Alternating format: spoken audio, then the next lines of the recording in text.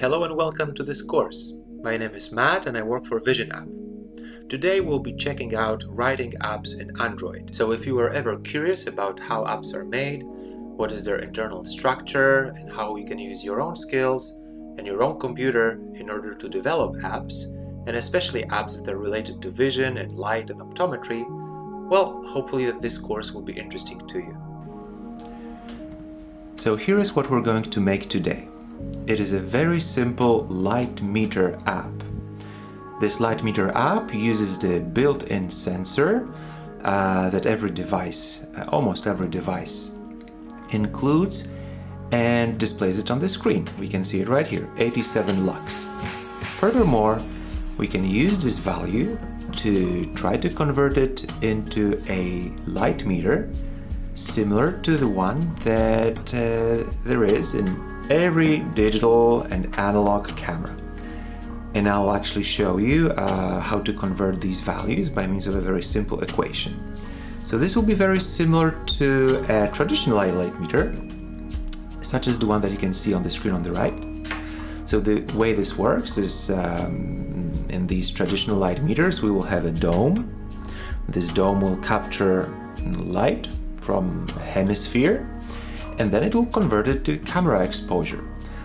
The idea is for your model or part of the scene where you want to measure light, as you take pictures of it or record videos of it, well, to locate this device in the scene or have the model hold it, and then we can see the camera exposure that is required to take a well-exposed photo. This was extremely useful in the analog times when the cameras didn't have built-in light meters, but even today people that are passionate in medium or large format photography that often use film will still have one of such devices. And we're trying to make one just like this using very simple methods in the Android device. So let's take a look what we have here on the screen, what we will make together today, and how this translates to the world of photography. Well, first we have the light value. So this is 87 lux currently, but if I cover the light sensor, which is somewhere in the top part of the screen with my both hands, you can see the value drop. So now we have 25. And now we have 89. Typically, classroom illumination is supposed to be around 300 lux, but here we are in my living room and it's evening, so we have only 89. Still a pretty decent amount of light for daily activities. Following that on the screen, we have 4 boxes, and each of these boxes has an auto feature. These boxes include the ISO, so camera sensitivity, 1/time in seconds. It says 50, so it will be 1/50, 1/50th of a second. The next number is f/hash, known also as the aperture or the f number, 2.8. And finally we have the exposure compensation or the exposure value. And the one that is currently selected, in this case the exposure compensation, is also put here large in this second of the 2 circles. The idea being, if you're in a photo shoot with your analog camera and you give this tool to one of your models and you dial in all the camera parameters and have them point the device at you, you'll be able to read whether you're overexposed, like we are right now, plus 0.4, or maybe underexposed, minus 0.4 or some other number. And this way you know to adjust your camera parameters. Okay, now let's talk a little bit about these parameters and what they mean. In general, we can see that we have 4 boxes: the ISO sensitivity, the shutter speed, the f number, and the exposure compensation, just like we have on a traditional camera. So in this case, let me focus this for you. In this case, on this camera, we have the ISO sensitivity on this dial right here, as you can see, 100, 200, 400. Notice that it increases in ×2 increments. We also have the shutter speed dial right here. So currently we are 1/250, 1/125, and so on and so forth. Also, this time a click reflects a 2-time change in the shutter speed. We also have our exposure compensation on this dial right here. We are at -2, but we can go all the way to 0, or +1, or +2, and so on and so forth. And finally, we have on the barrel here, we have the aperture, and we can, on this lens, we can go from 1.2 to 2, 2.8, and so on and so forth. So because they make a click in photography, these are called either clicks or stops. The idea being that if you're shooting with your camera to your eye, such as this, and you don't want to look at the controls and break your concentration, you will just count the clicks as you change camera parameters. Let's say you pointed the camera at a bird and you are at 1/60th of a second, and you want to capture this bird in flight. So this is too long an exposure time, 1/60. You want to go to something like 1/1000. So a click, 2 clicks, 3 clicks, and 4 clicks. So you will effectively have changed the exposure by a factor of 2 4 times. And in order to keep the same exposure that you had previously, now that you have reduced the shutter speed so that you can capture the bird in flight, you will also dial in 4 clicks more of sensitivity. So you will have gone from, let's say, if you were at a 100, you would do a 1, 2, 3, well, whatever number of clicks. This dial actually is in 1/3 of a click, but you would count the clicks to get the equal number of 2-time increases in light. Currently, our exposure compensation, or our exposure value, sits as +0.4. If it said +1, this would have meant that we were 1 click or 1 stop overexposed. And in order to reduce this overexposure, we would have to, for instance, decrease our ISO from 1600 to 800 by a factor of 2, or decreased our shutter speed from 50 to 100, or to say it more precisely, from 1/50th to 1/100th of a second, which would reduce the amount of light by half, and then brought us down from the overexposure of +1, which means 2 times, all the way to 0, which is perfect exposure. And the same works for the f number, currently 2.8. If we wanted to decrease this exposure by a factor of 2, there's nothing easier than just look at our camera right here. I'll focus on it again. And notice the sequence of numbers here. If we were at 2.8 and we wanted to reduce our exposure by a factor of 2, 1 click, so we would have just gone from 2.8 to 4. This is because the adjacent number in the sequence of aperture numbers will either increase or decrease the exposure by a factor of 2. Actually, the increment between these numbers, the way they are calculated, if you notice, it is a square root of 2, because now if you multiply 2.8 by a square root of 2, you arrive at 4, and so on and so forth. And this is because this number reflects the area. and the area is related to the aperture or the diameter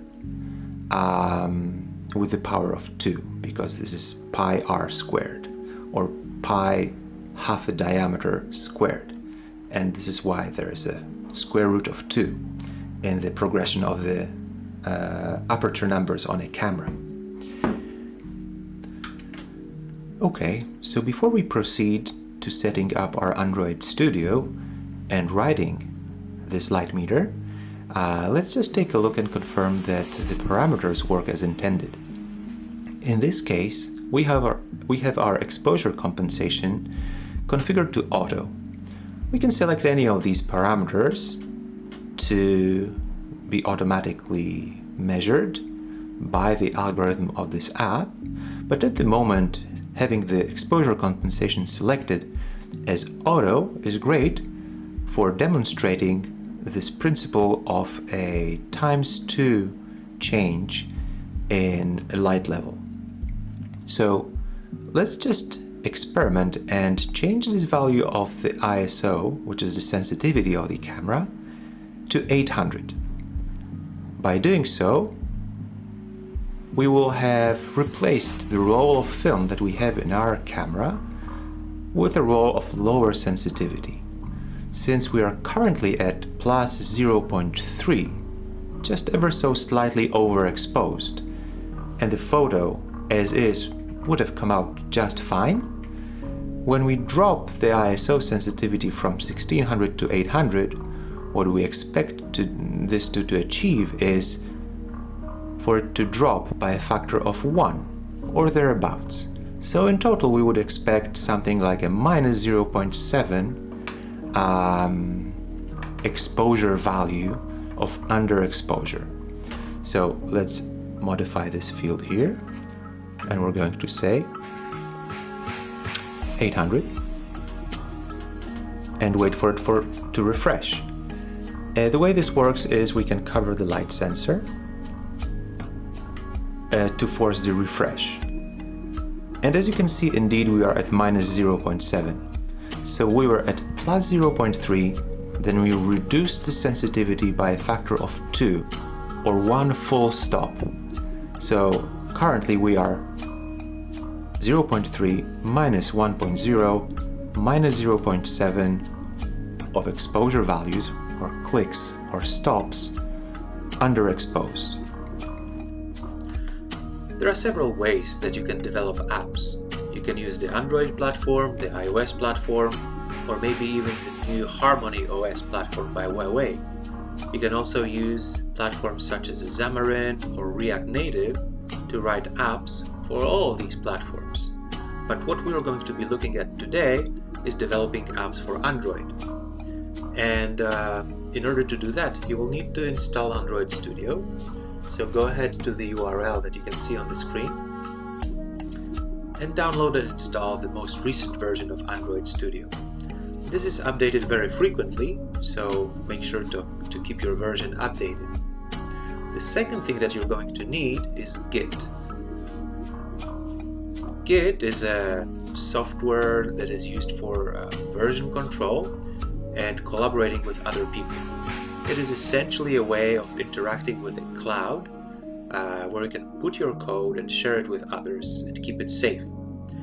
Android Studio works great with Git, but it is installed separately. So go ahead to this URL that you can see towards the top of your screen and download the most recent version of Git.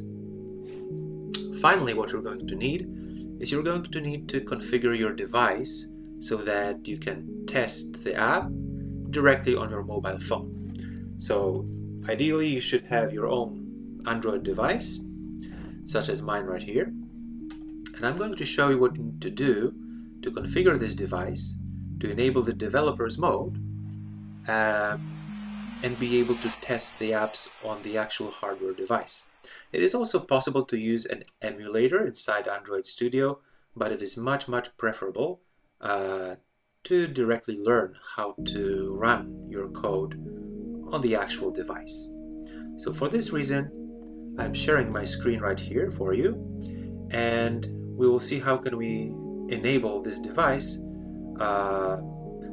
to talk to Android Studio on your desktop machine.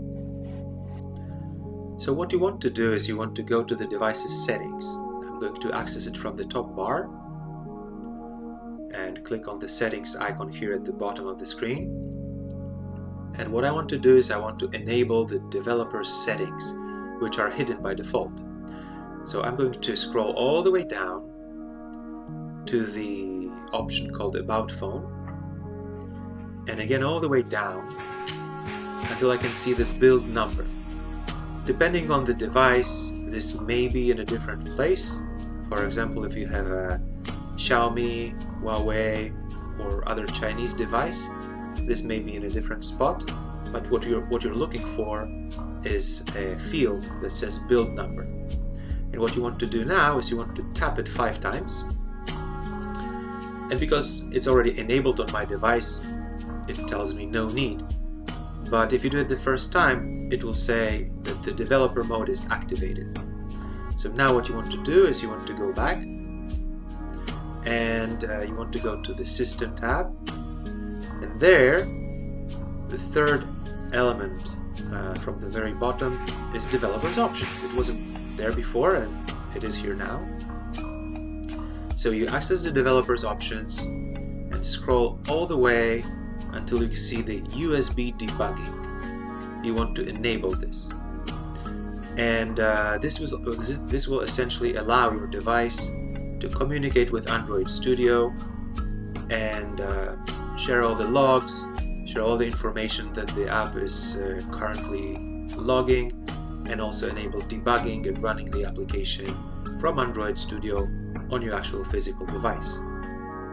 So now when you connect the device to your computer using a USB cable, if you do it for the first time and connect it, then you will see a pop-up on the screen that will ask you whether or not you want to accept connections from this desktop device, and it will tell you a long number.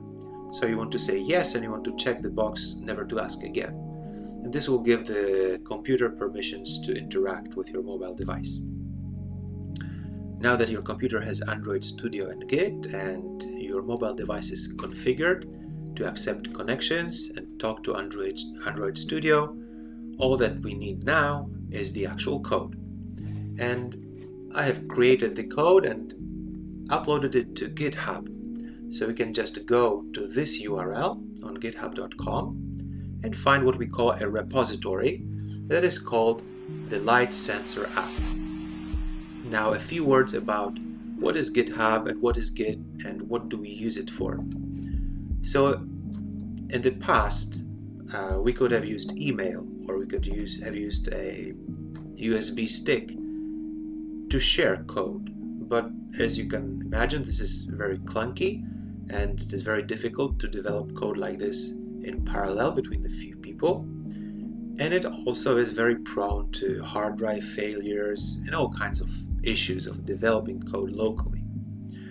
So here comes GitHub and Git. GitHub is a cloud where you can store code and share code with others. And Git, you can think of it as a language to talk to the cloud and pull the code from the cloud, push the code to the cloud, and share it with others.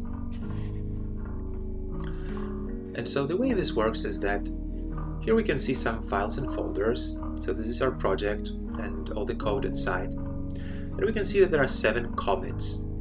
Commits are like, to commit is to put your code in a vault and say that this is ready.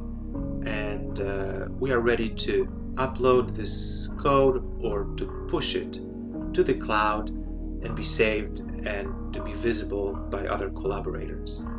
Furthermore, what we can do is we can use ChatGPT to explain to us the several most important concepts in Git. So I asked it, please explain the basic actions in Git such as commit, pull, push, and fork. So like we explained, committing is saying that the code is ready and putting it in kind of a vault ready for uploading. Then pulling is like downloading code to your machine. And what we're going to do in a few seconds is we're going to pull this code to our Android Studio. Pushing is like uploading ready code that is in this vault that has been committed back into the cloud so that it is visible to other collaborators. And then forking is creating a copy of a repository such as mine, which is a public repository, and making it your own. Because before you do this, you couldn't push anything to my repository because you're not a collaborator yet and you're not the owner, so you don't have the permissions. But if you created an account on github.com, which is not required for this course, but you could do it, it is very useful to do so, then you could fork my repository, give it your own name, and then you could push there to make your code secure and to be able to share it with others. Now, if you wanted to contribute to the original repository, such as mine, what you would do, you would first fork, then you would evolve the code, modify the code, add some new cool and interesting features, and then you would make a merge request, which you would send to me to merge your new changes with my original repository, and then I could accept or deny, review your code, and this is how the two repositories could be combined, and this is essentially how software is written today. Okay, so with that said, let's take a look at Android Studio, let's create the project, and let's import all the code. What I would like you to do is to run Android Studio and also go back to this GitHub repository, click the green button and copy this link, which is the path to the repository, to your clipboard. Once copied, you can open up Android Studio right here. Yours will be blank, but mine includes the previous project I was working on. It doesn't really matter, you just go to the main menu and you click New and you click Project from Version Control. When you do this, you get invited to paste the URL, and when you do, you will see that Android Studio already has a suggestion for where to put it on your hard drive. I suggest that you accept this and hit clone. Cloning is essentially pulling the repository for the first time, and as you can see, a new Android Studio window will open. We can see the name of the repo, Light Sensor App here. Some warnings, usually you can ignore them. Sometimes they're pretty serious. Depending on your luck, you may be lucky and they'll be fine. No need to take any action. And then once all the code is downloaded, we should build the app for the first time.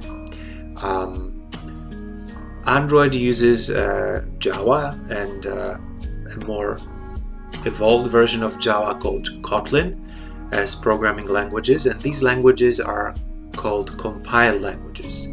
So we actually have to build and compile the project first before we can run it. Some other languages such as Python or MATLAB are called interpreted languages, and they just execute on the fly, and you don't need to compile anything. This we have to compile and build.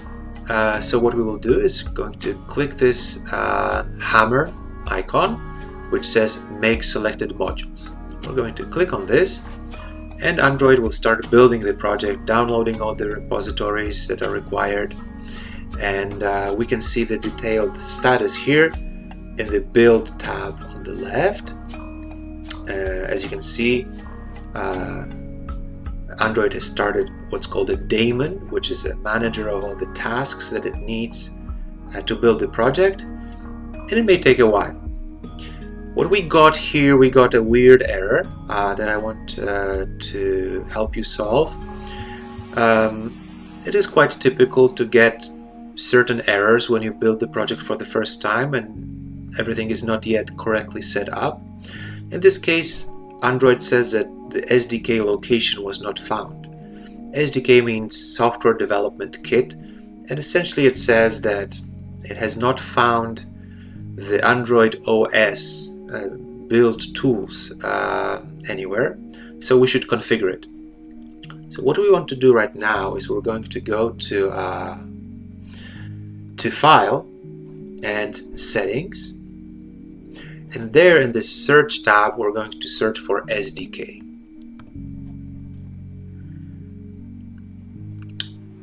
Now we will see a new menu. We can just expand it a little bit, and we can see here the Android SDK location. This is what Android is struggling to find because it is not yet present in your local copy of the project files. So we're going to click Edit here, and we're going to select everything that we can select here,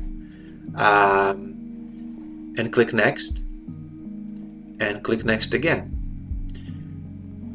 So essentially what Android will do is it will just update your local files with this SDK location.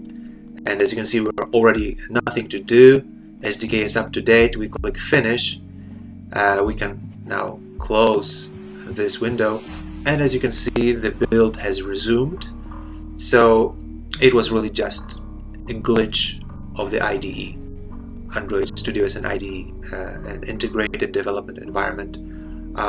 It shouldn't happen in the first place, but again, this is a very complicated suite of tools, and when you configure it for the first time, some extra legwork is required.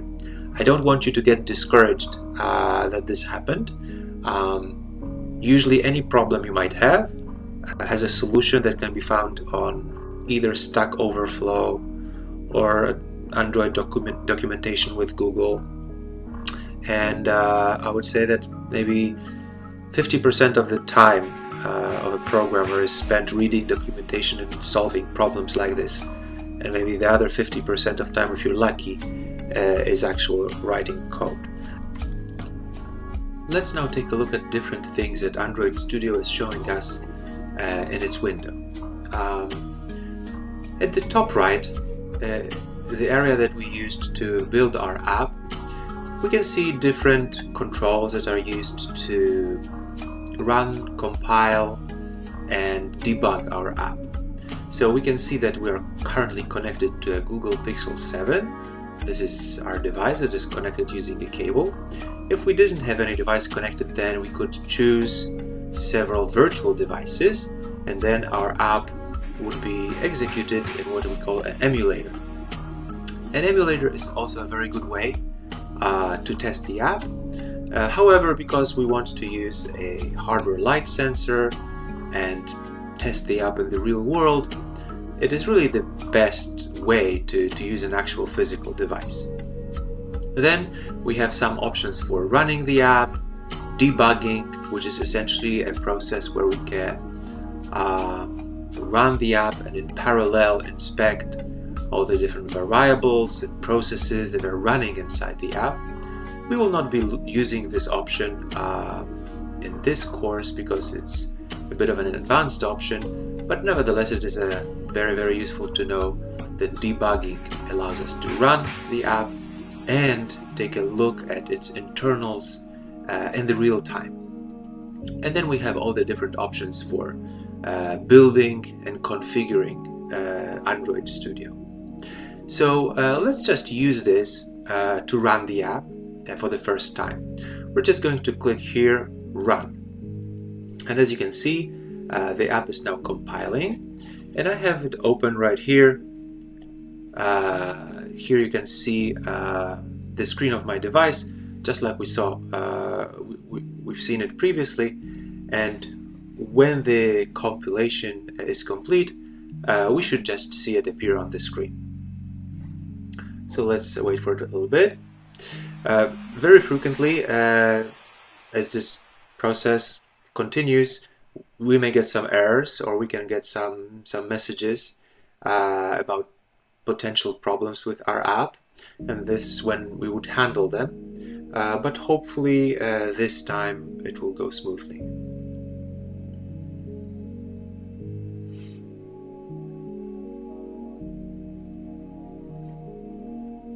Okay, here we go. the app was executed, and you can now see it on the screen. We can test it again, and I'm right now covering the sensor with my hands, uncovering it, so we can see that indeed it works. So this is how you run your app. And here in this button tray of Android Studio, which we can resize by just dragging the bar, we can see all kinds of information. Right now we are in the Build tab. Here in the left column we can control the tab that we're in. And we can also go to the Run tab. The Run tab, actually this is not that useful, but it would tell us any problems related to the very executing or compiling and running the app in our device. Because everything went smoothly, this doesn't contain anything interesting at the moment. The next tab is App Quality Insights, and this doesn't contain any information because the app is not connected to the Play Store. But if you ever develop an app that you're very proud of and put it up in the Play Store for anyone to download and connect it to your Android Studio, well, this is where you would see all kinds of interesting information. And then we have a very useful tab which is called Log Cat. This is essentially a live log of the app. Everything that is going on with all the internal components and libraries that are included in the app gets logged here. You can see different colors correspond to different components of the app. We have some window, bag dispatcher, we have some input method manager. A lot of the time you don't know what exactly this is because this is not your component. This is something that the Android operating system includes in your app. But you can also input your own information here. And as I interact with the app right now, I'm going to put it back on the screen. I'm just tapping on the screen and changing the text box that is currently in focus. You can see that the log cat responds in real time. And we can also put our own things here. And as the app is executed and reaches a certain interesting point, we can output some information with some values and investigate, use it as a simple way of debugging our app, displaying variables and displaying useful information for ourselves in this live log. What else do we have here? We have problems. So this will include some information that Android Studio finds with your app as you include more and more components and code. It will analyze it and include any possible problems. Finally, we have terminal. So this is like a Unix terminal that you can use to set very low-level commands to your device.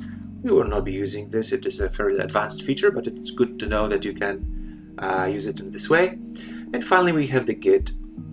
And the Git essentially, as you can see, includes a short list of all the commits that have been done so far in the current branch. On top of different repositories and forks that you may have, inside each repository you can have many branches. And it is typical to have a master branch, so this will be the main branch, which will include a stable, finished copy of our code. And then it is also typical to have a development branch, which will maybe include another copy of the code, but slightly less stable. And then we can have multiple small branches for every feature that we are adding to the app. This becomes really useful when we have collaborators and we don't want to mess up anyone else's work. So we will be working in our own branch and they will be working in their own branch, and then we will merge it together when we're ready. But if you are a single person working on your project, then you don't need to go through all this trouble. But it is useful to know that we can always manage our progress using the Android Studio tool, and we don't have to go to any external tools to do the project management. Okay, so let's see at other components of Android Studio. For instance, here in the, I'm going to close this. Here in the left column, we have a very useful overview of all the files and folders and packages that are included in our project. Just so that you know, this is a very simple project which was created from a blank empty activity project. What do we mean by that? If we go to the main menu here, which is accessible by clicking on the 3 horizontal bars, and we click New Project, then Android would give us many different options for starting our project. And the very first one is called an empty activity project. And essentially our light meter is just this. It's starting an empty activity project and just adding a little bit of code, a little bit of layout.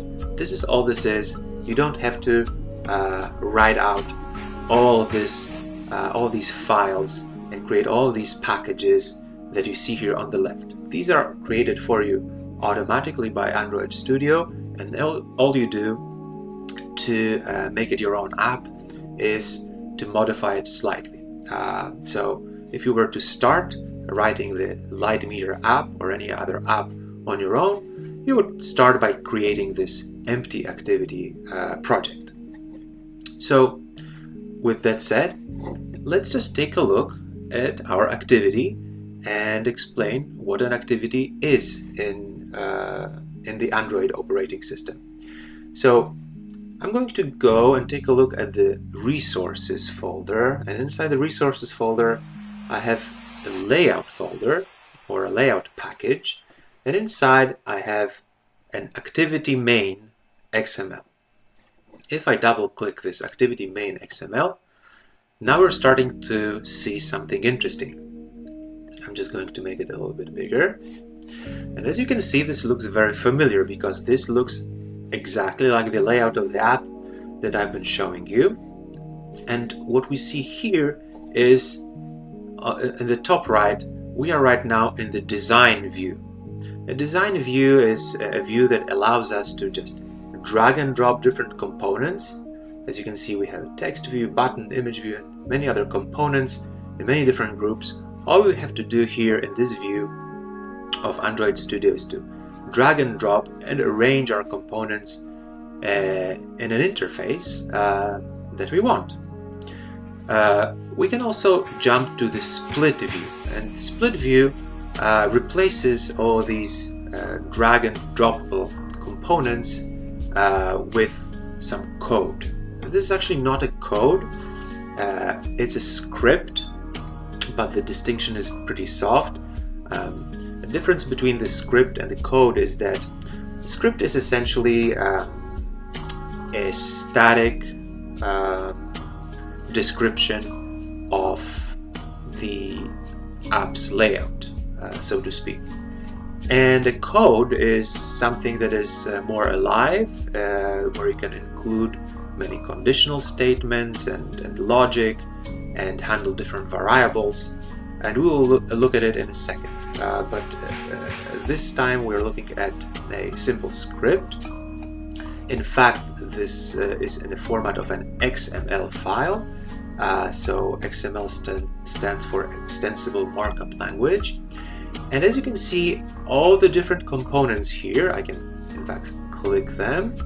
And notice that when I clicked the part of the script called the text view was highlighted. I'm going to do it again. See, my text view gets highlighted so that we can correlate this bit of our script with this component, this view that is visible on the screen.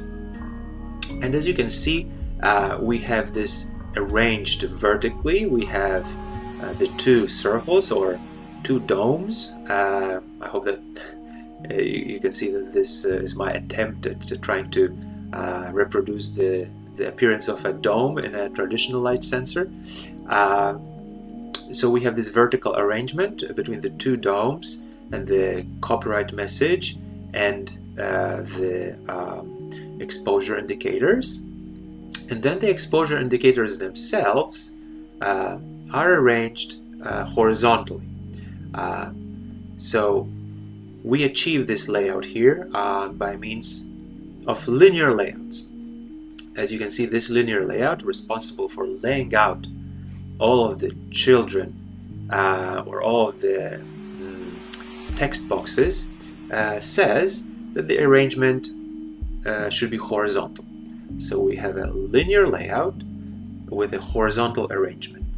And then the superior or the parent layout, which lays out these two domes and this all those other components, will be a vertical kind of a linear layout.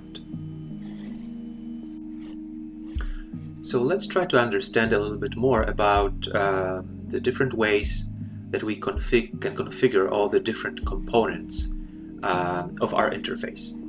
So all these components, these text views that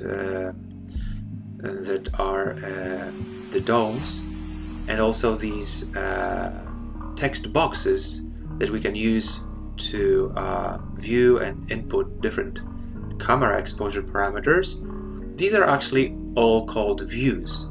And views are components of the Android operating system that we can put inside activities, and we can interact with them, we can change their appearance. They have their own methods that control all the scaling and positioning and all the other appearance elements. And the way that this app is set up is that we use this layout file to write out the entire interface of our app.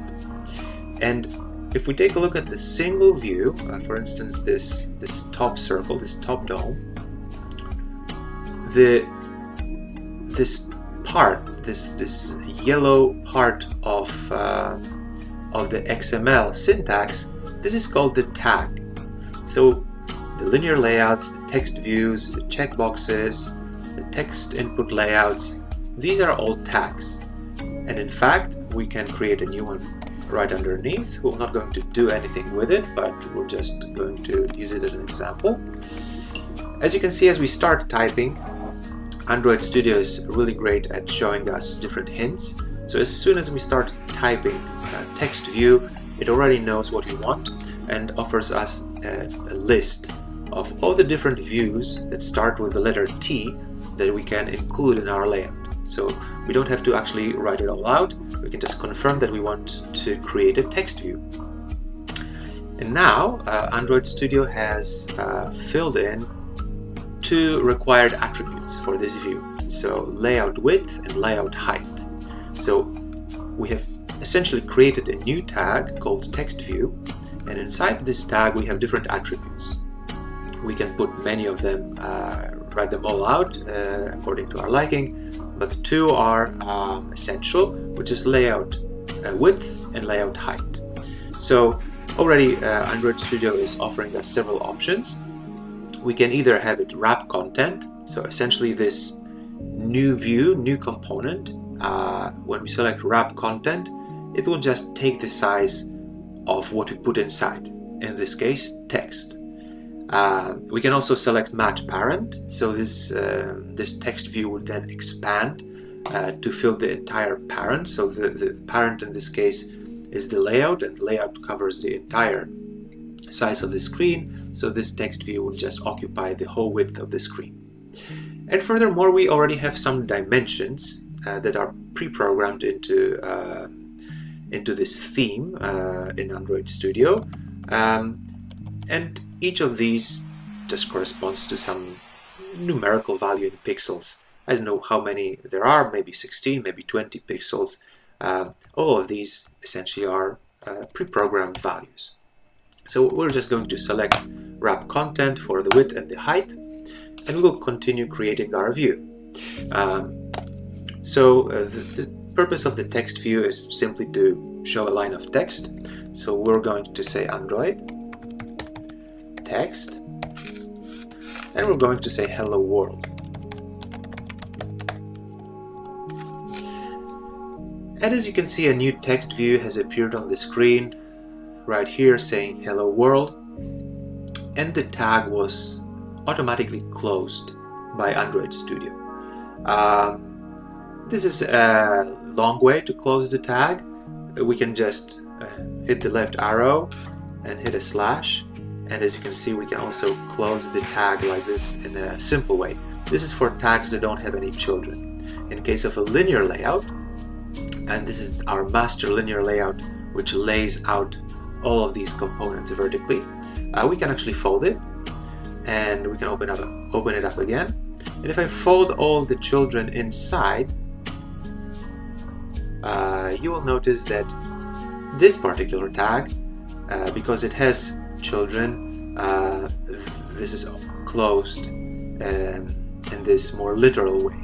If a tag doesn't have any children, like our text view, then we can close it in a very simple way. So what else do we have here? We actually don't need this hello world text view. This was just an example for you. And let's just use our first of the two circles to see how can we customize its appearance. So first we have the declaration of style. And you must have noticed that our two circles, our two domes are identical in appearance. And this is because we were able to create a style which is called light reading. And this style can include all the different attributes such as font size, font color, so that we can reuse the style and we do not have to duplicate all the attributes every single time we use the same view. And we will take a look at those styles a little bit later. Then we have a very important attribute which is called the ID. And we will use this ID as a unique handle. You can only have one ID, they are unique.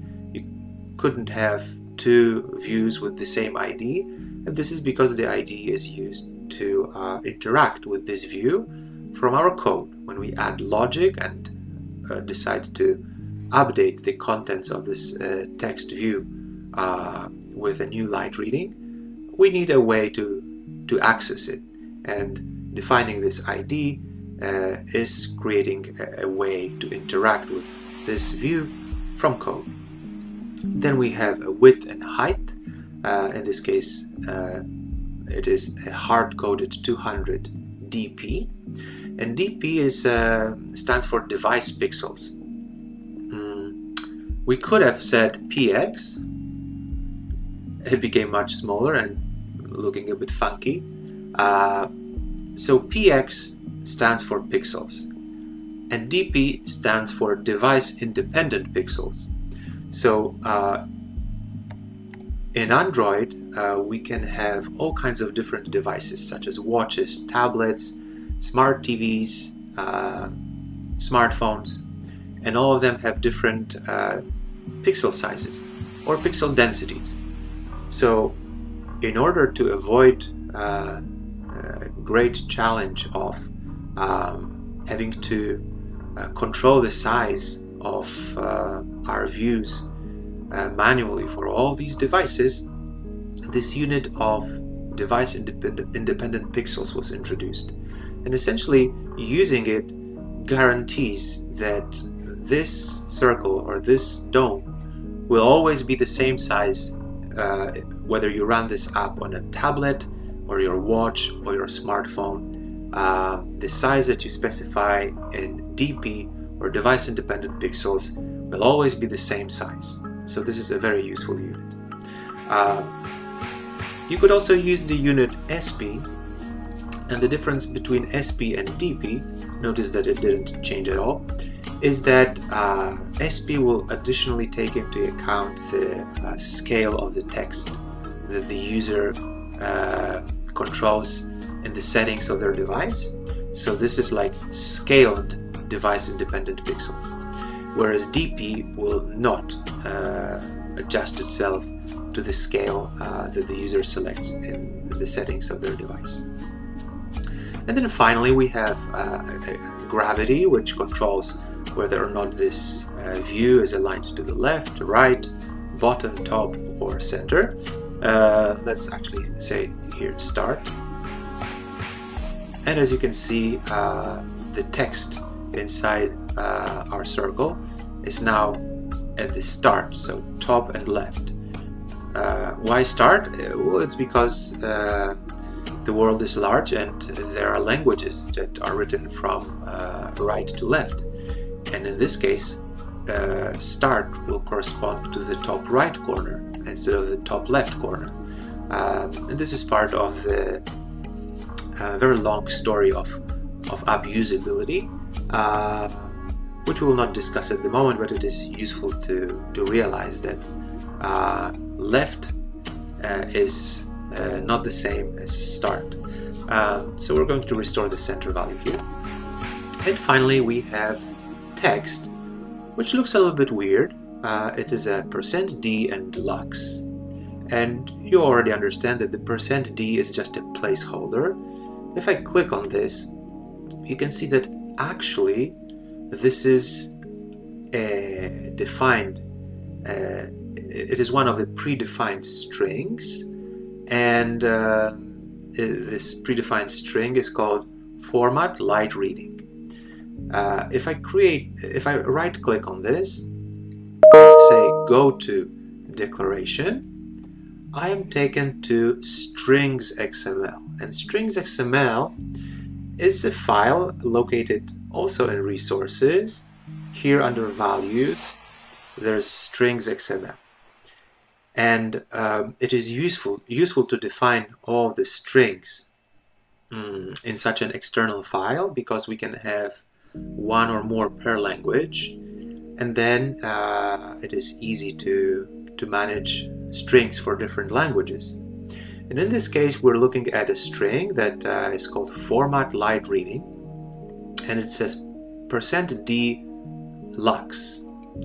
We can also find similar strings like this. For instance, format time is a %1.0f.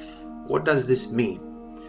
A %d will mean that this is a placeholder for an integer number. So we will be putting in values such as 100, 350, 400. So integer numbers that don't have a floating point. Whereas %f stands for a floating point number, such as, for instance, 10.5, 11.4. And what stands between the f and the % sign tells Android Studio, in this case, that the number that will be displayed will be a floating point number, but it will have just one digit followed by 0 decimals. So even though it's a floating point number, we decide not to display anything that is after the dot. In another case, we have a +1.1f. Plus means that we want to display the sign, whether it is positive or negative. We will have one digit followed by a decimal sign. Oops, I messed it up. Decimal separator, and then just one decimal. So these are placeholders for numbers that we created inside the file called strings XML, and we can reference them and input them in our layout in this way, by saying that using the ampersand, that this will be somewhere in the resources folder or package under string, and the name of the string will be format light reading. In the same way, if I click on our checkbox here that says auto, you can see that the text on that is also located inside string, and the name of the string is auto.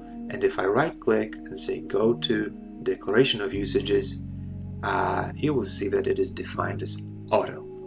And by the way, this strings XML is also an XML file. It's also a script, and you can see that all the children of the main tag called resources just have one attribute called the name, and that the value inside each tag is the string that you want to display on the screen.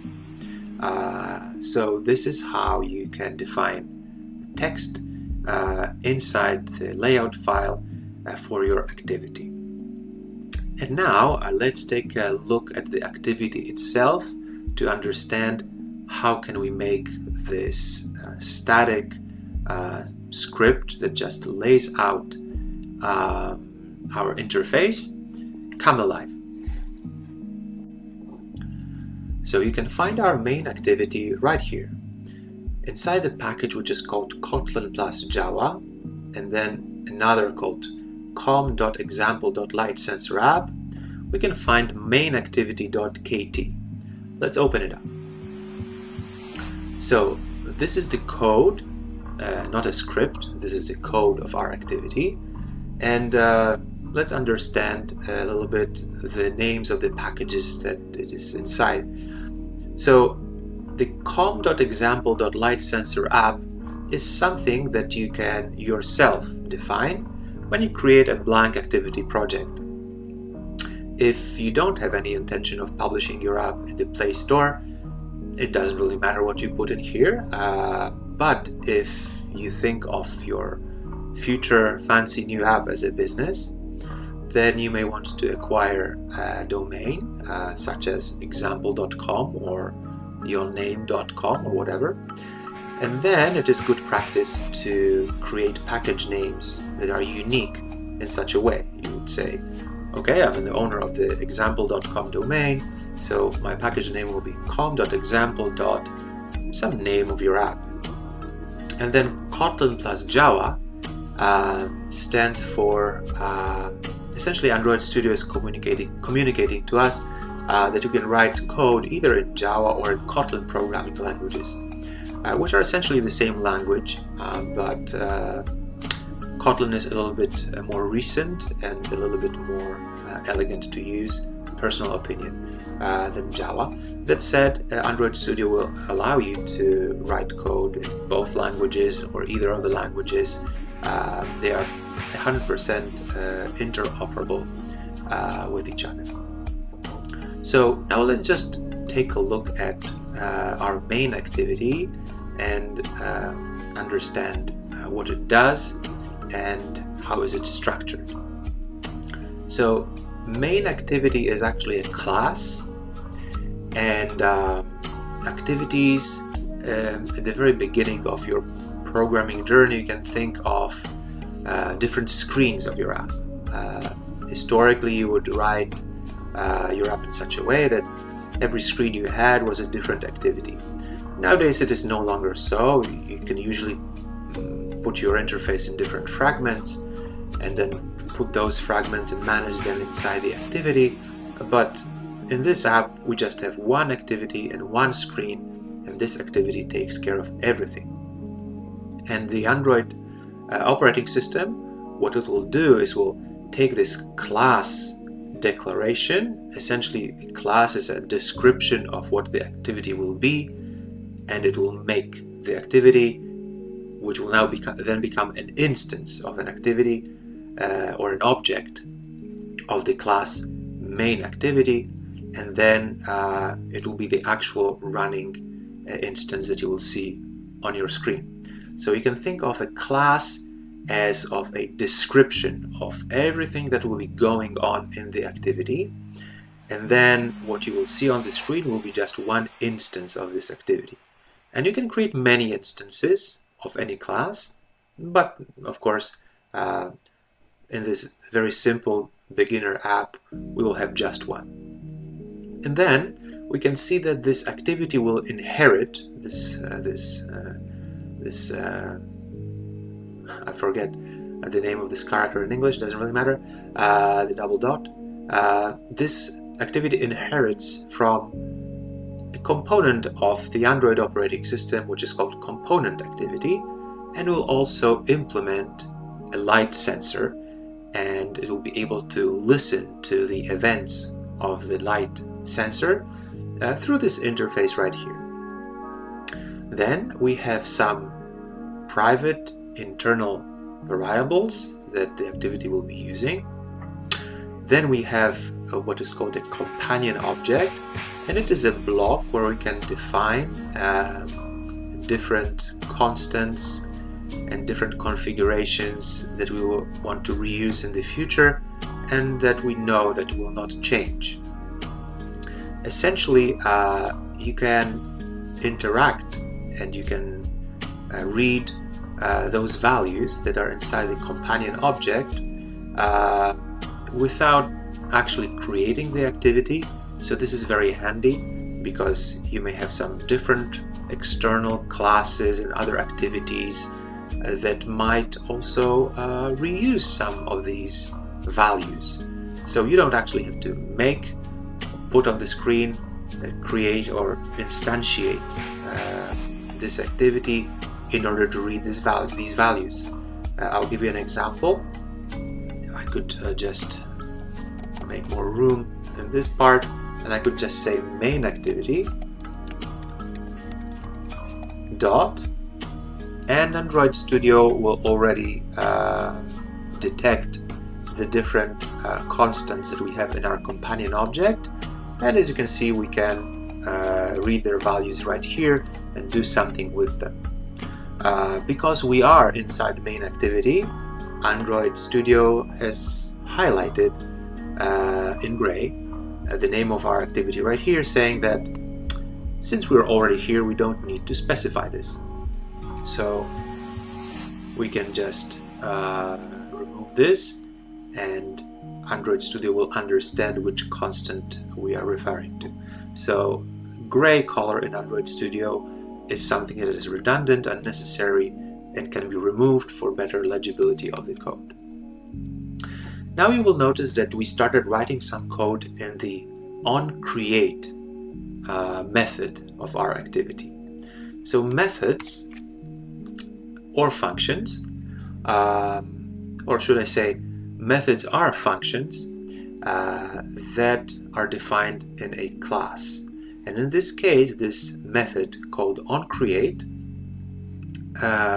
will be the very first method that will be called when our activity is created. So you can think of this as a starting point into our program, into our code. As soon as the app is executed, Android Studio will look for the activity that is the main parent home activity, and it will go and look for a method called onCreate and will start executing code inside this method. This is very useful to know because if you had experience with simpler programming languages and APIs, then typically they will be very procedural and the code will execute from the very top of the file all the way down. Android is not like this. There is all kinds of events flying and interacting with each other, and there is live data, and there is all kinds of callbacks and listeners, and the execution of your code is not procedural at all. So it is good to know that at least at the very beginning of the execution of your app, this is where we land, and this is where the thread will start. So how do we actually know that this is where the thread will start and that Android will indeed understand that our main activity is the home or parent activity for our app and look for it and execute it and put it on the screen? Well, this is defined in a very, very important file that Android Studio also creates for you, which is called the manifest. We'll go to the manifest right now, and as you can see, this is also an XML file, so it is a script that describes all the different components of our app, including permissions, which are very important. It will also include all the services and all the activities and all the interfaces that the app might use to interact with the external world. And as we can see inside the manifest, which is a tag, we have a single application tag, and inside we have the activity, just one activity called main activity, which has two intent filters. Essentially, these intent filters describe what is this activity intended for. So Android Studio has created this file, we didn't have to write it out, and because this is a single activity app and this is our home activity, well, Android has indicated that this is indeed the main activity. So this is the first one that is to be automatically executed when the app is started, and also that it is a kind of activity that is a launcher activity.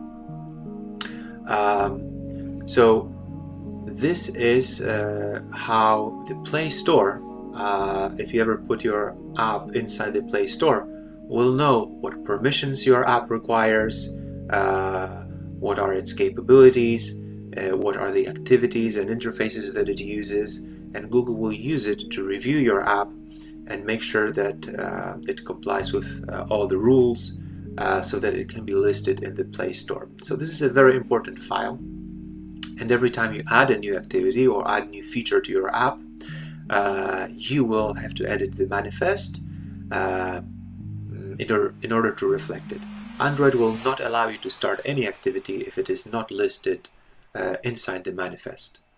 So let's go and continue analyzing our main activity, which we can now access here from the top bar. So I'm clicking on main activity and returning to our onCreate method. In this onCreate method, we can notice a string declaration which says super.onCreate. What does this mean? Notice that as I highlight this line, Android also highlights the component activity, which I told you the main activity inherits from.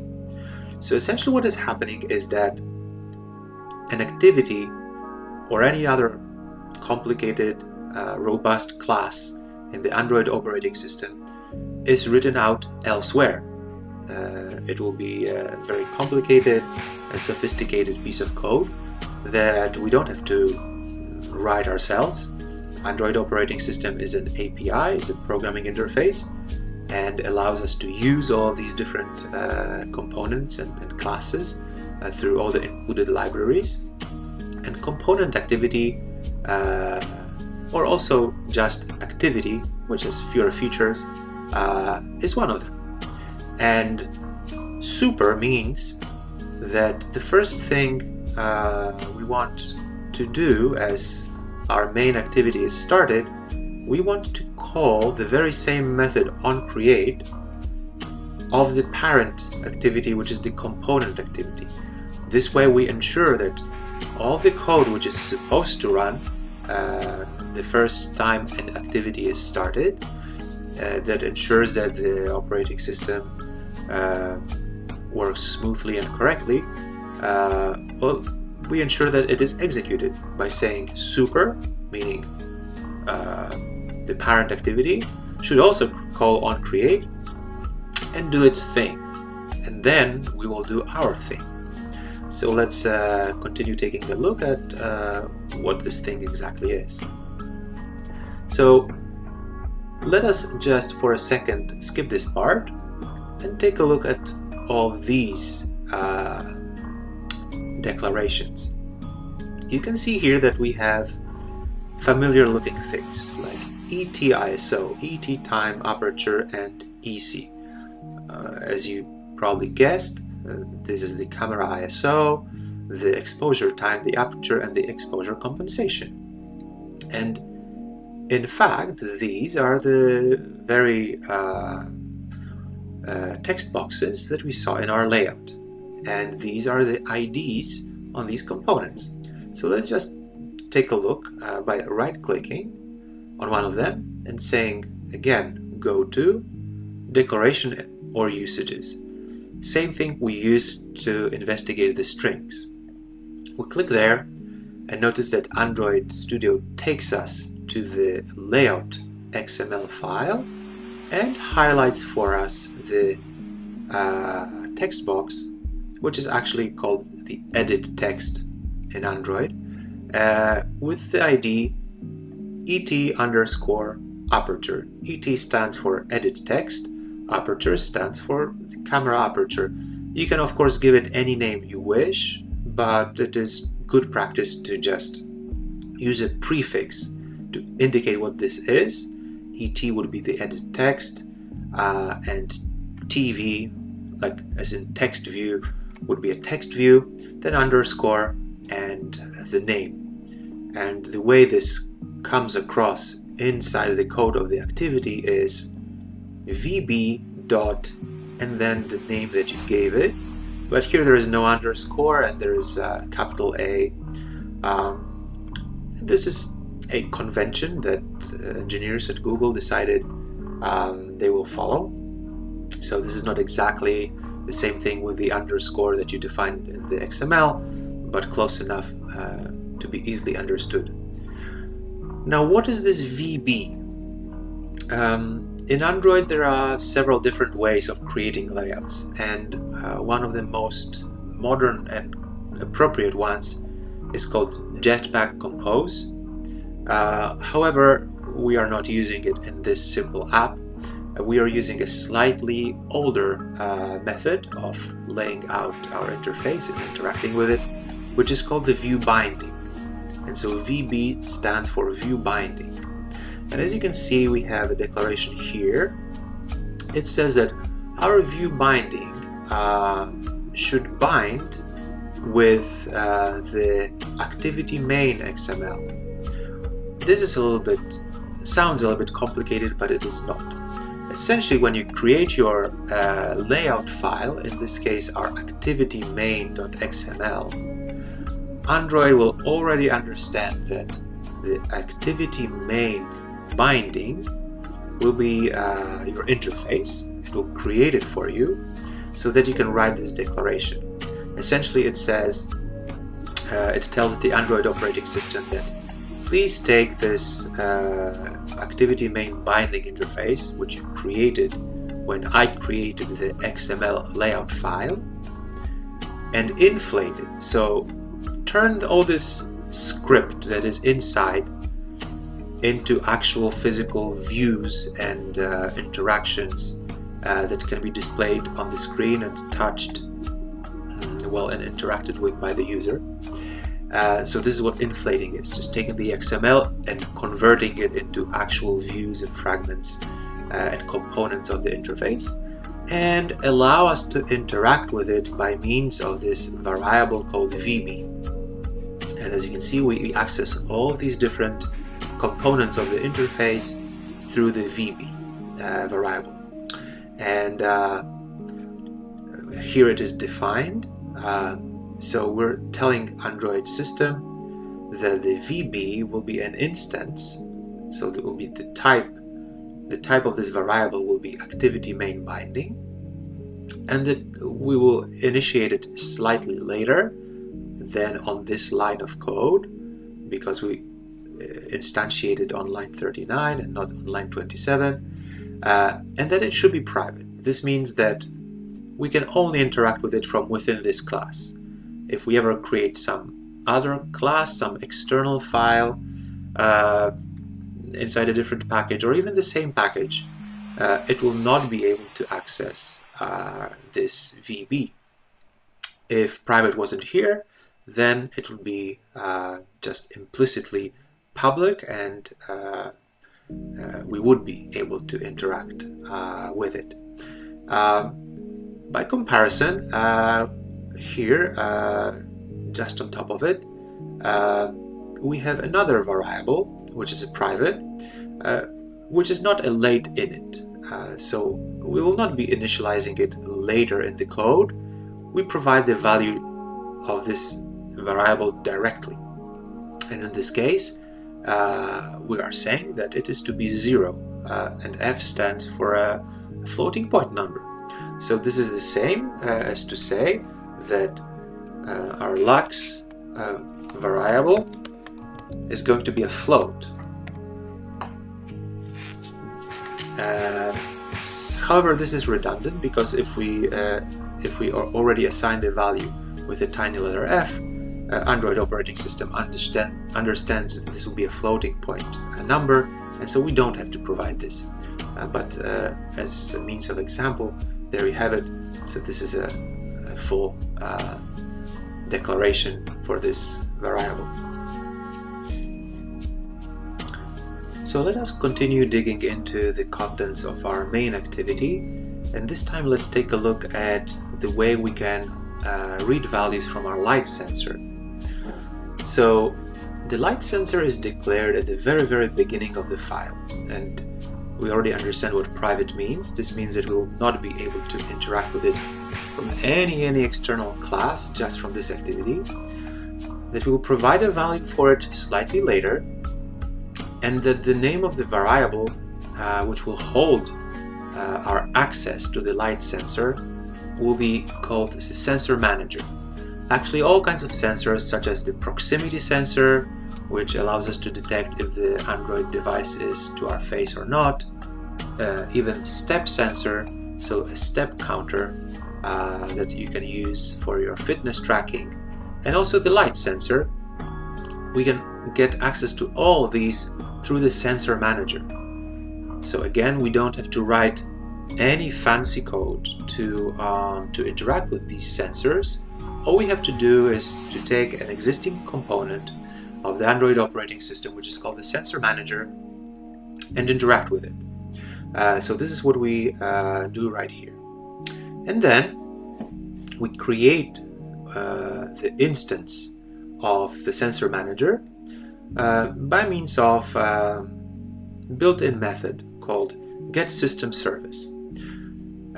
As a programmer, you don't have to know exactly all these declarations and ways of accessing different components of the operating system. Usually you ask ChatGPT or you go to Stack Overflow and look at the answers provided there as soon as you know what you want to do.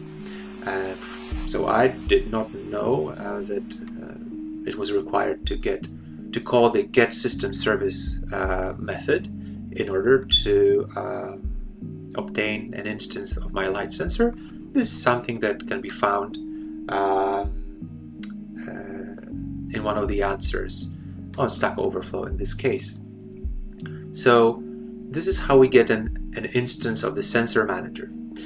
And the light sensor is one of the sensors available in the sensor manager, which we can get by means of calling a method getDefaultSensor, and the type of the sensor will be light.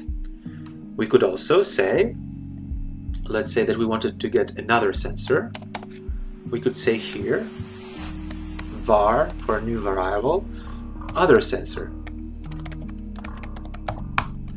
and we can say that it will be a sensor manager dot also getDefaultSensor, and notice how helpful the Android Studio is in offering us tips regarding code that we're about to write. We can see here that we can not only get the default sensor for a task we want to perform, such as counting steps or measuring light, we can also get a list of all the sensors that the manager includes, and also use one of many other built-in methods. But in this case, let's also try to get another default sensor and write sensor, which, as you probably already can see, is also a class. If I use the dot, it will access the companion object, which we also explained what it is in the context of our main activity. Sensor is also an example of a class. It also has a companion object, and inside this companion object we have all kinds of different constants. Constants are typically written in all caps, in capital letters, and we can see that we can also have a gravity sensor, pressure sensor, accelerometers, ambient temperature, and all kinds of different sensors. So we could, for instance, use the gravity sensor. Some of them may or may not require permissions. So before we can actually read any values from these sensors, we may need to ask the user permission to do so. But in case of the light sensor that we want to use in this app, no permissions are required. If they were, then we would have to first declare them in the manifest and say that we're going to, let's say, require permission to use the gravity sensor, and then we would use one of the standard methods in the Android operating system to ask the user permissions, and only if the permission was granted, then we would be able to read the values of the sensor. But this is a bit out of scope of this simple app, so let's just delete this simple example and continue reading the code. So not all devices include a built-in light sensor. Some low or mid-range devices don't, and actually use the camera to estimate light level. In this case, we will not be successful in getting the default light sensor. Excuse me. And in this case, what we will get instead will be a very, very commonly occurring value called null. Null is a special kind of a value in Java and C and in Kotlin, which indicates a value that is undetermined, undefined, unknown. It is just a null. And in this case of a failure of obtaining an instance of a light sensor, we would get a null. How do we know this? Typically we can go to the documentation, so docs.android.com, I suppose, just documentation of the Android operating system, and there we would learn that one of the possible values that a call to get default light sensor is a null. And in this case, we're going to show the user an alert dialog to tell him that unfortunately they cannot proceed and use the app. And as I click on the line 47, which says show alert dialog, you will notice that here on the right of the screen we have a green bar, and if we hover around this green bar, this tells us that at this point of the file for our main activity .kt, we have a declaration of this method. If we click, we can go there and we can see that the method called show alert dialog, what it does, it builds an instance of a class called alert dialog, which is just a pop-up on the screen. It sets the title, which will say no light meter, sets the message, sorry, a light meter was not detected in this device. It will create one positive button to say OK. An example of a negative button would be cancel, for example, in this case unnecessary. And then when the user clicks this button, then the dialog is to be dismissed or disappear from the screen. And then we say, okay, now that we built this, let's display it. So we will create this alert dialog and show it on the screen. And here we can also see how to interact with strings that we defined in the file strings.xml that we have previously seen. So if I click on this, you will see that the way we can obtain a string from our collection of strings for the current language, Android operating system will understand what is the user's locale and current language. It will get the appropriate strings.xml file, and within it will find the string that we are looking for. And in this case, it is in resources and the package called string, and this will be the name of the string. And same as before, we can right click and say go to declaration and usages, and there it is, same file. As you can see, now we are looking at the string which says no light meter. Okay, so let's continue looking at more things that are happening. As you can see, we have covered the entirety of the method called onCreate. So what how can we understand what makes the app tick and refresh the values on the screen? If we take a look at the app again, I'm going to put it back on the screen. As you can see, it's still working here, and I can cover the light sensor and the value will update in real time. So this is an example of executing the code in an event or triggered kind of a way, as opposed to a procedural way, as I explained to you, a top-down execution of our program. Well, this is because here towards the top of the screen we have defined this sensor event listener. So a listener will listen to a change for changes in a value, and every time a value is updated, in this case every time we have a new light reading, it will perform some actions. So let's take a look at the sensor event listener. The sensor event listener is something that we decide that we want to use in our app. How do we decide this? We decided because we declare that it is one of the classes that our main activity will inherit from or will use by means of this operator here. If I remove the sensor event listener, notice that now in red some bits of our code will be highlighted. And essentially what the Android operating system will tell us is that, notice that it highlighted in red the word override. Override means that we're going to redeclare a method that already exists in a parent class. But because we already, just by means of example, removed the sensor event listener from the list of parent classes for main activity, hence we're not overriding or redefining anything because it's not there and Android is complaining. So let's just restore it. All the warnings disappear, and let's go there and take a look what's going on.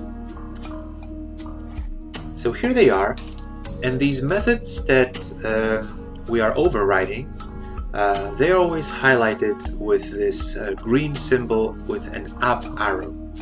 And when we hover on this icon, it says that, well, this implements a function, a superior class or a parent class called sensor event listener. We can click there, and you will see this a lot. We don't actually see the code.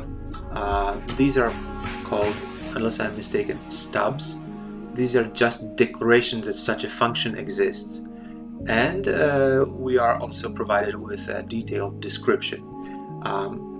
So we could reverse engineer and we could actually try to get the code for this method, but this is unnecessary. Also notice that this sensor event listener seems to be implemented in Java, which was the older way of programming Android apps. This is because it is a very, very old component of the operating system that's been around for a while. Anyway, if we return to our own code, we can see that we can see what we are doing inside of this onSensorChanged method. Essentially, in this method, what we're going to get is we're going to get an event, and this event will be of type sensor event, which is also a class. As you probably have gathered, everything in the Android operating system is a class. And this question mark at the end is a very, very nifty way that appeared for the first time in Kotlin to indicate to us that we should be aware that the event can also be null. So essentially, this we will either receive a sensor event, or in case of any trouble or incompatibility, we can also get a null, which we should handle, because we should not try to listen to an event which is not an event, but in fact a null, which is an undefined, unknown, or unhandled value. So the way we handle this in Kotlin, which is very elegant and what was very troublesome previously in Java, is that now we can wrap our event in this call called call, I should rather say, called let. And this is the syntax. It says that in a very compressed form, it could be written out a bit more explicitly, but in this shortened form it says that if the event is not a null, this is what this question mark and a dot stand for, will let us perform the following block of code. On the other hand, if the event is a null, then it will not be executed and will not crash the app. If we try to call some methods and perform some actions on something that is unexpectedly null, then our app will crash. So if we just, I'm just going to comment out this code. If we just do this and say here event, and also say event here, then notice that, well, first of all, Kotlin and Android operating system will not allow us to execute such a code. The dot is highlighted, and when I hover over the dot, Android will say that only safe calls are allowed on such an event. If I even remove the question mark here, now this would, what I did essentially, I removed the question mark. I said that events will never be null, and this fooled Android Studio into letting us compile the app. But since the event can still be null, technically, we can still crash the app in this way. So I'm going to restore the question mark. I'm going to say it and say it just like it was, and I'm going to restore this conditional block. And what is it? It is another convenience. What we could do is we could say here my event and do it like this, and then instead of it, which is just a short keyword, I could use my event. So finally, what this means is that we have an unsafe kind of a variable which is called event, which can either be a sensor event or can be null. And by means of the let keyword, we are essentially making a safe copy of it, which we call my event. If we don't give it any name, it will be it. And then we can be safe that my event or it is safe, will never be null, and we can read its value. So I'll actually restore it to it because it is shorter and programmers like short, and we can read through it. So if the type of the sensor is of light, which will always be the case because we're not using any other sensors. However, you might choose to expand this app and use different kinds of a sensor. In this case, you would say else maybe it.sensor.type is equal to sensor gravity, and then you would write your own code. But in this case, we'll just check it for sanity's sake. We will just read the value of this sensor, the very first one. The first value will have the index 0, and we'll assign it to the variable called lux. And so lux will always have the most current value read from the light sensor. And as soon as we have it, we'll update by means of the view binding the text view called light, which is the first of the two circles, and we'll say that the text will be, we will use a very nifty function, very useful function called getString. We can just use it, it is available in the activity, and the string that we're going to get from resources, a package called string, the string will be called the format light reading, so we will get that. And remember that it had a %d, so we're going to say go to declaration of usages so that we can remember, and this is the string. So our placeholder is a %d, it will accept an integer value, and lux. So what we're going to do here is we're going to take the value in lux, make sure that it is an integer, so we'll say toInt, because actually it is a floating point number, but we don't bother to display the decimal lux values. So we convert it to integer and we display the value inside our circle, inside our dome, which is actually a text view. And finally, what we do is, now that we have an updated light level value in lux, we will update the values in our exposure calculator, and we will call a function called update exposure. And so let's take a look at what it does. And here we are looking at the update exposure method. And let's first demonstrate what it does once again by taking a look at the app. So here it is. As you can see, previously we had selected the exposure compensation. It was like this. And so we had exposure compensation calculated from the value in lux, and with the knowledge of the three remaining boxes, which was ISO, exposure time, and aperture. If we had these in our camera and we had a light level in the scene that we're taking a picture of, then this light meter would tell us if we're correctly exposed or maybe we're underexposed by showing us the exposure value.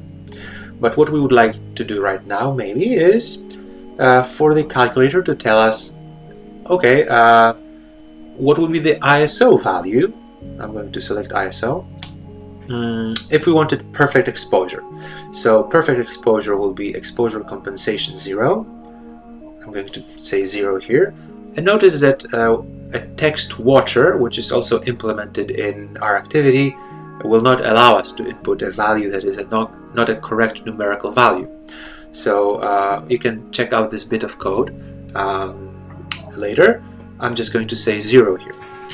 So exposure compensation of 0 means that we want to know what will be the ISO for perfect exposure, and not under negative exposure compensation or positive exposure compensation value. And so now we can cover our light sensor, and as you can see, because there's less light in the scene, now only 50 lux, the ISO in our camera that will be required to take a correctly exposed photo is pretty high, 2000. But if I remove my hand and the light level is increased, well, then we need less sensitivity, less ISO, only 290 to take a correctly exposed photo. So how is this implemented? Well, remember that we get a new value of light level in lux every time the light sensor is updated, and at which point we save it inside the variable lux, and we call the method update exposure. And the equation is very simple. You can find this equation in Wikipedia or in any book or literature, and usually it is used the other way around. Usually we have the camera parameters, and we wonder, and what illuminance value in lux do these three camera parameters correspond to? But this is not what we want to do. We actually have the lux value, and we want to calculate one of the camera exposure parameters, the one that we select. So what we actually do, we have to solve the equation for our ISO, for our time, for our aperture, and for our exposure compensation. And solving such an equation is very simple. We just multiply both sides of the equation or divide both sides of the equation by appropriate parameters. You can do it on a piece of paper if you like, and then you arrive at these solved equations. For the ISO, it will be the one that I'm highlighting for you right now. And then one extra bit that we have in our app is this exposure compensation value. And like we explained in the introduction with the physical photographic camera, the exposure in photography is expressed as the number of clicks or the number of stops, and each each stop is a change in light level by a factor of 2. And so the exposure compensation is implemented as 2, f means a floating point number 2, to the power of whatever exposure compensation we want, we put in our checkbox. So this is how we implement the exposure compensation in our equations. Furthermore, now that we are here, I realized that I forgot to tell you about one crucial element of the app. There is one more thing that is changing in addition to readings of the light sensor, and this is the state of our activity. Because the activity, as you switch tasks in your Android device, can be on the foreground. We can be viewing it on the screen, just like this. But we can also put it in the background, just like this. And then these events are triggered, and we can receive them in our activity. We don't want to keep measuring light like this when we are no longer interacting with our app in the foreground. This would be wasteful. This would keep the light sensor occupied as the user was doing different tasks, different than our app. So what we actually want to do is we only want to read the light sensor values when our app is currently visible, or when our activity is the current activity. And we do this by hooking up to the on-resume and on-pause events. These are called the activity life cycle events.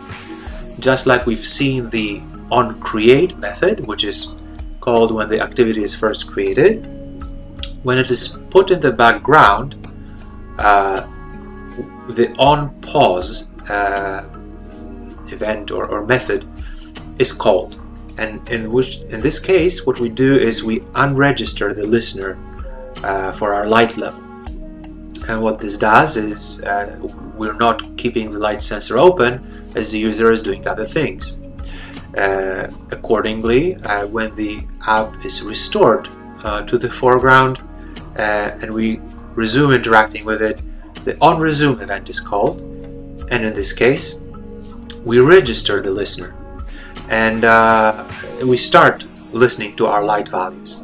And in case of this listener, we also get one very useful configuration option, is how frequently do we want to update our light level values.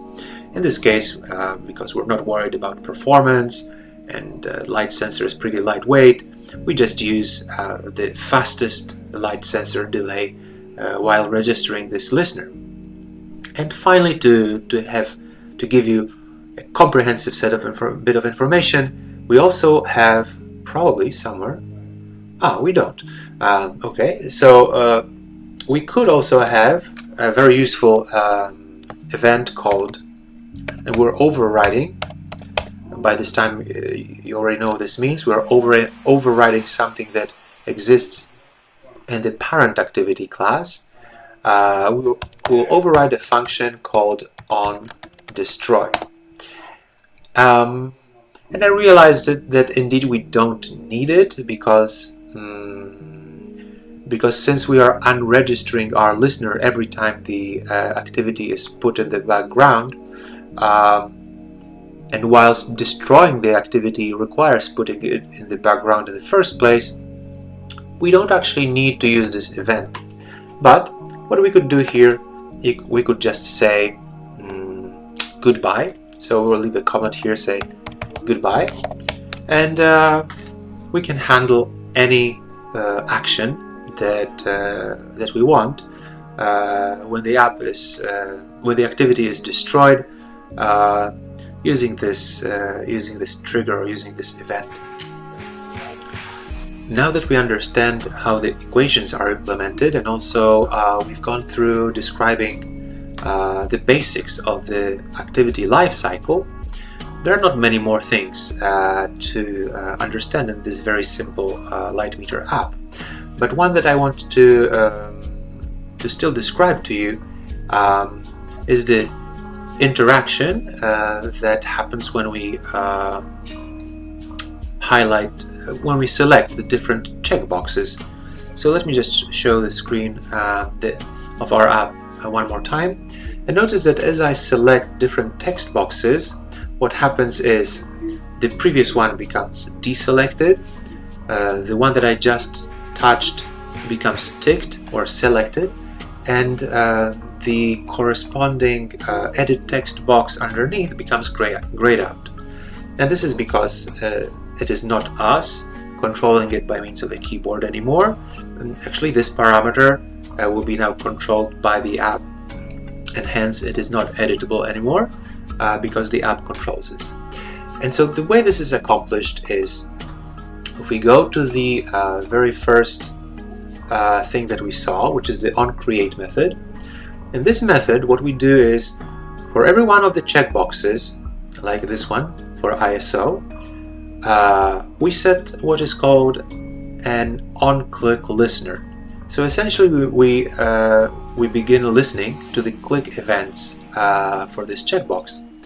And every time it is clicked, we call the toggle controls method that we create or we write or we define ourselves. And as an argument to this method, we pass the very checkbox that was just clicked.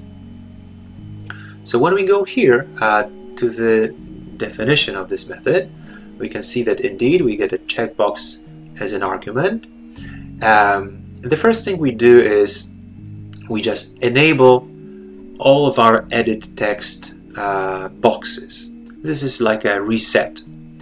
Then what we do is, depending on the checkbox which was just clicked, and when it is clicked, the Android operating system will automatically put a green tick mark on it, so we don't have to do that. When each of them is clicked or selected, then what we do is we deselect the remaining three, and then we also enable the edit text box, or rather we disable the edit text box which corresponds to the checkbox. It is a mouthful, and by setting is enabled to false, by disabling it, we give it a grayed out appearance. And the way this is accomplished is through the styles on each of the declarations in the XML layout file, which I promised we would explain. So let's go back to the layout file. Here we have it on the screen, and let's take a look at this grayed out component, grayed out view that we can see in the default state of the layout. As you can see, we have the enabled attribute set to false.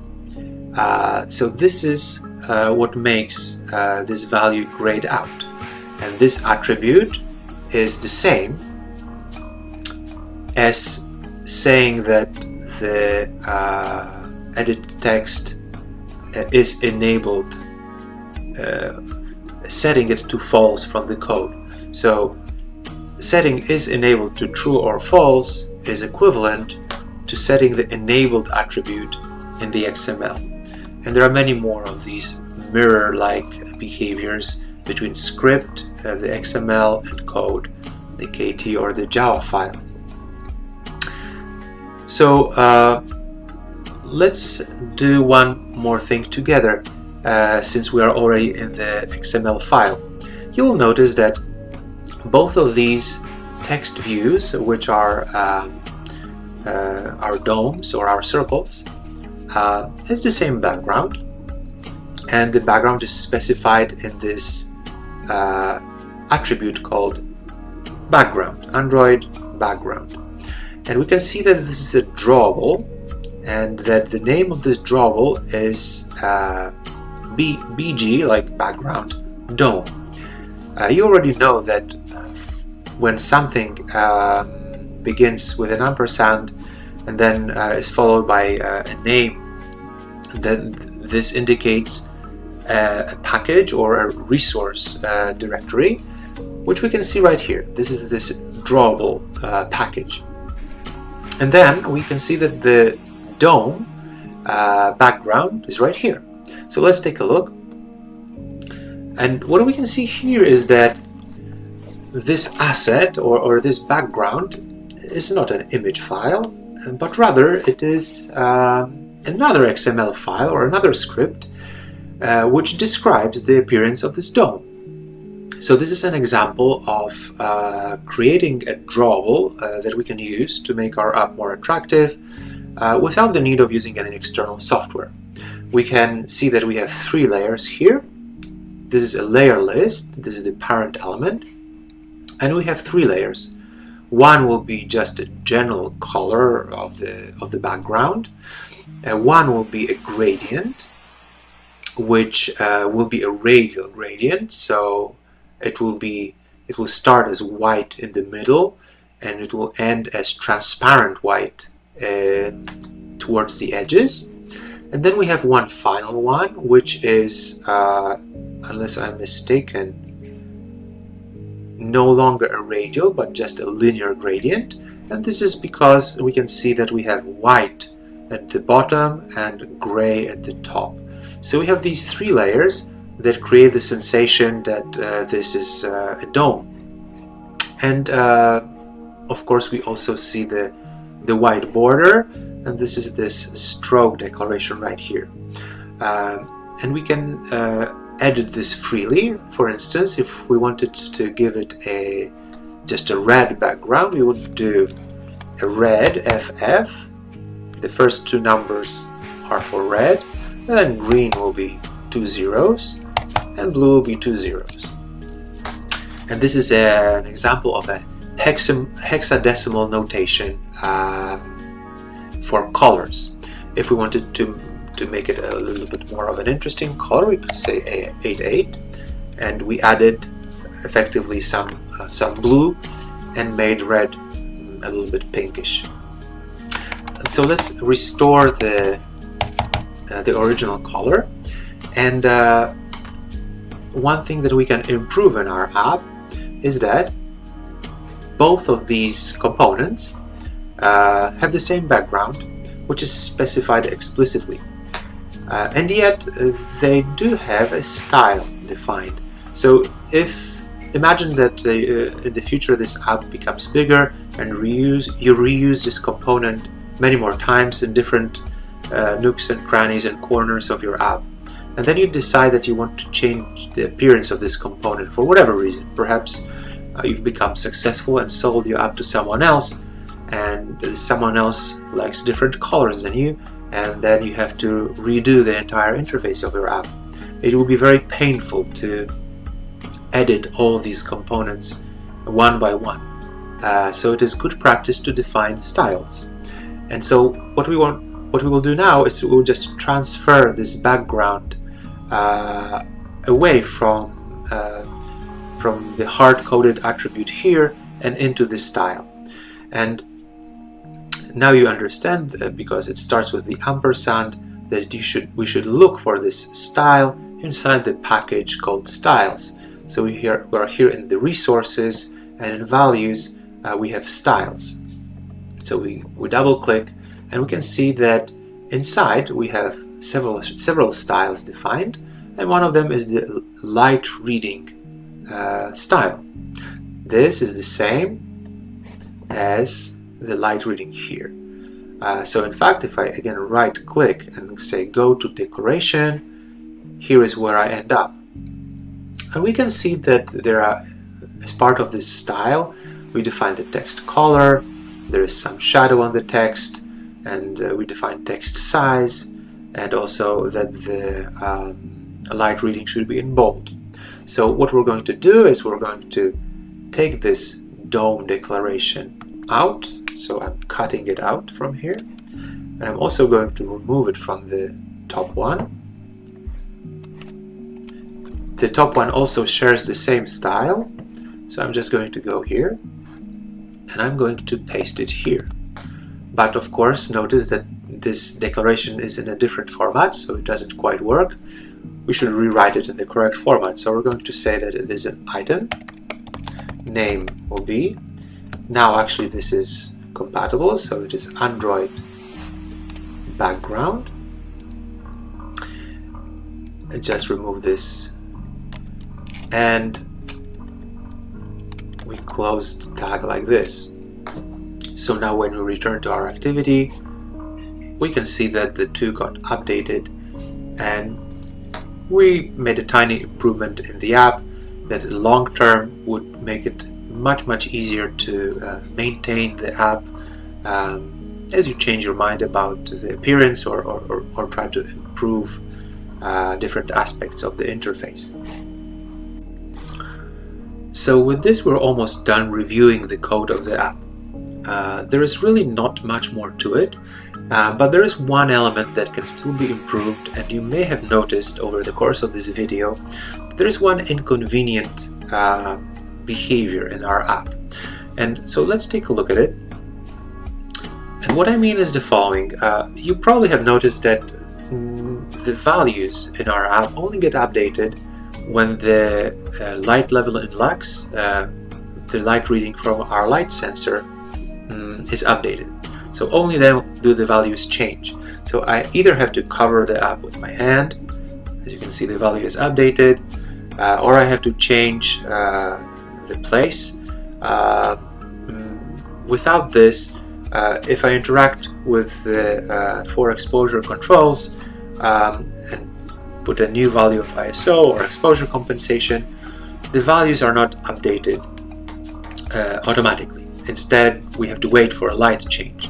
So this is slightly inconvenient, but it is also an opportunity for us to create a button together and create an on-click listener for the button so that we can update the values whenever we want and not depend on the change in the light reading.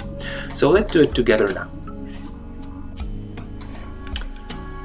So now let's create our button. So what we're going to do is we're going to go to our Android activity main.xml, so our layout file. We will go to the very bottom and we'll put our button towards the very bottom of our layout. And we'll make some space and start writing the tag. So as soon as we open the tag, Android already invites us to select one of the several views that are typically used. So we will just pick the first one, which is the button. Now we already know that we must specify width and height. So I'm just going to select wrap content for both of them just to start. And I can see that my button was already created and it is violet and it sits where we want it to at the very bottom. So we'll close the tag. There will be no children inside the button, so we can close it in an abbreviated way. And then let's assign it some text. We're going to say Android text is equal to update. Okay. Now I've noticed that this button is a little bit cramped down there. So let's give it a bit of a margin. We're going to say Android margin, and the actual attribute is called the layout margin, and we're going to give it a 10 dp margin. Okay. Now I realize that probably I would like this button to be a little bit wider, so I'm going to say that I want this to be 250 dp in width. This looks much better. And we still need a way to interact with the button from the code. So we're going to say Android, and we're going to say ID is equal to ampersand plus ID. Don't ask me why this is so. It is a slightly strange syntax. The plus probably stands for creating a new ID, but it is not used. The syntax with ampersand plus and some name is not used in any other context that I know of. So just remember that this is so, and keep applying consistently. And the name I'm going to assign it is BT. Again, good practice in order to be able to clearly see that it is a button when we actually are in code of our activity. And the name I'm going to give it is update. And now we can see that Android is complaining here, and it says when I hover that the string update is hard-coded. And this is because if we kept defining strings and text like this, and the app got really big, and then we wanted to add one more language, then we would have to go through all these different layout files and update all those texts. So let's just do it right from the beginning. Let's go to the strings XML and let's create a new string. Oh, in fact, I see that I just created it, and give it the name update. We can return to our layout, and now we can say that we actually want to use a string update, and this does the trick. And finally, let's before we make this button actually work, we should also define a style for it so that we can control the colors and its appearance. So what we're going to do is we're going to go to styles, and we're going to create a style for our button. So we're going to say style, and the name of the style will be name is equal to, the prefix will be lightmeter app dot, and notice how the Android contextual help speeds up writing code. It often suggests the exact right thing that we need at any given moment. So I'm just going to say button for the name of my style. And then in order to benefit from all the hundreds probably attributes that are needed for the button without having to write it all out manually, we're just going to inherit. We're going to say parent, and we're going to inherit from already existing correct style, that is text appearance dot material components dot button. Just going to accept this. So this essentially gives our newly created style all the attributes of a button defined in the material components theme available in the Android operating system. Except I want to change the color of the button.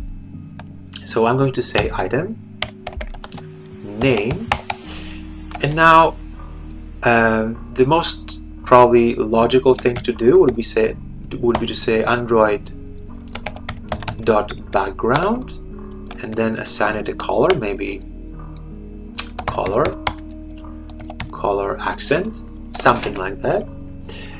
And let's just take a look at those colors. So here we have colors.xml in our values. We can define as many colors as we like in this file and later reference them, just as we did with the strings. Okay, go back to the styles. But this would not work as intended, because background is actually much more complicated than just the color.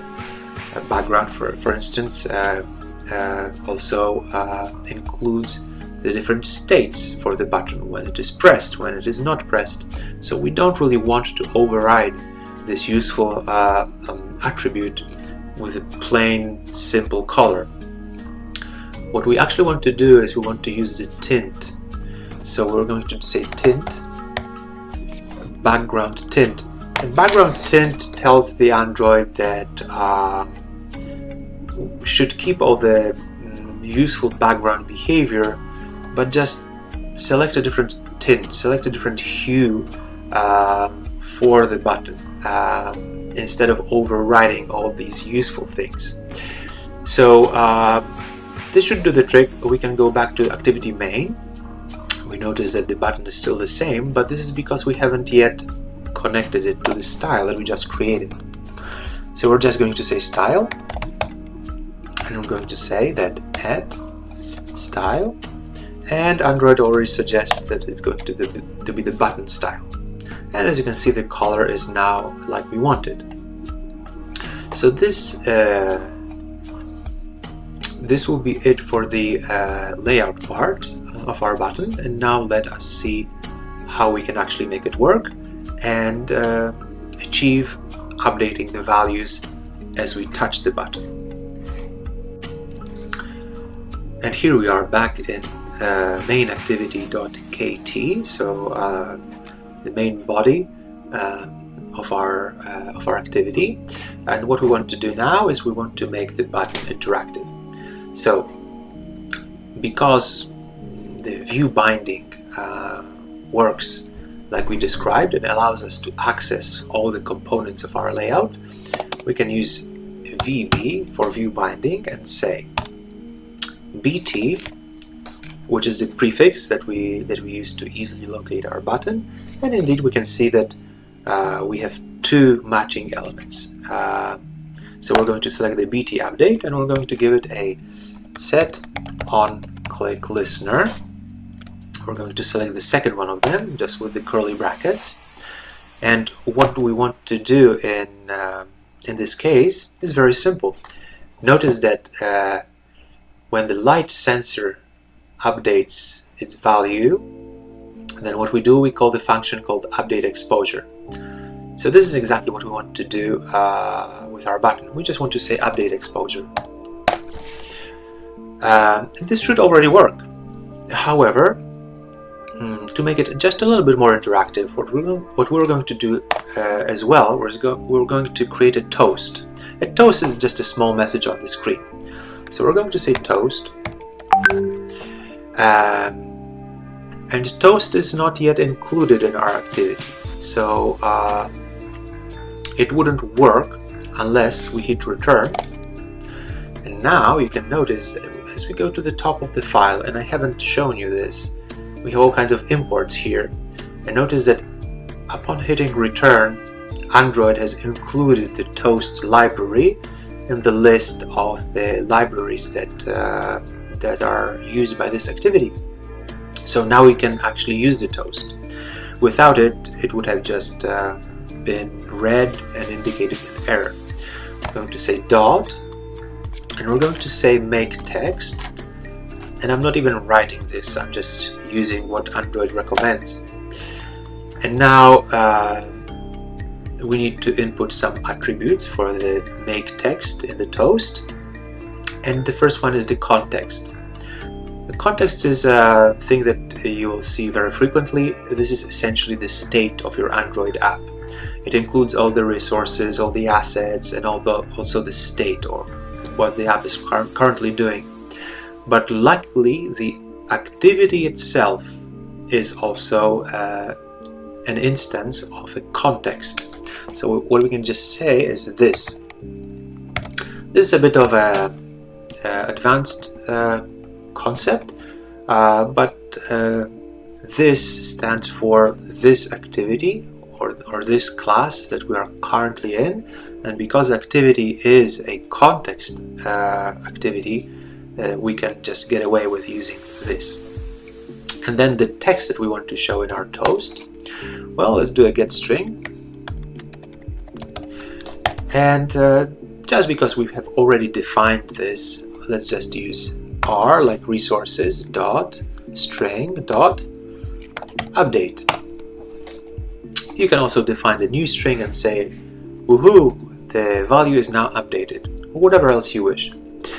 Then we have one last thing. How long do we want the toast to remain on the screen? So we're going to say toast dot, and you already know how companion objects work. We can just access constant values or constants, which are always written in capital letters within a class, in this case toast, just using the name of the class, which is toast, and then just selecting long for the duration that this message should remain on the screen.